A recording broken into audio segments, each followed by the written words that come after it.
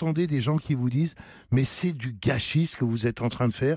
Vous avez fait 19% et on a l'impression que Mélenchon, juste parce qu'il a fait une grosse déprime de ne pas être élu, eh bien, il tend pas la main aux autres, il restructure pas autour de lui l'ensemble de la gauche, il rompt avec le Parti communiste.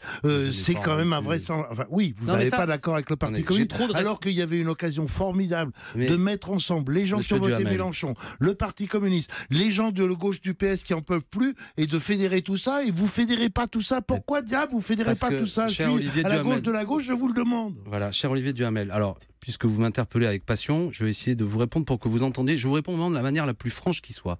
Ce que vous dites est un angle, qui est un thème qui reprend ce que disent ce que disent les autres.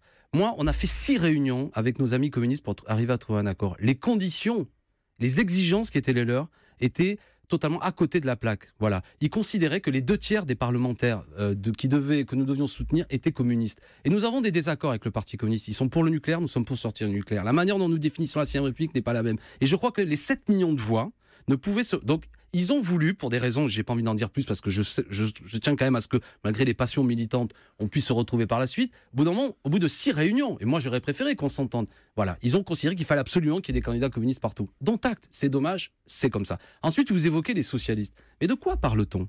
Le Parti socialiste n'a jamais cherché à passer un accord avec nous, d'accord? Par contre, il y a eu, notamment de l'entourage de Benoît Hamon, ou voire même de Arnaud Montebourg, des gens qui auraient pu être intéressés. Nous leur avons dit, nous étions prêts. Jean-Luc Mélenchon a même interpellé Arnaud Montebourg. La condition, entre guillemets, c'était qu'il y ait une forme de rupture ou d'acte de rupture. Ce que j'ai vu, moi, c'est des socialistes me dire, chez moi, Mélenchon a fait 30%, ce serait bien que vous me souteniez.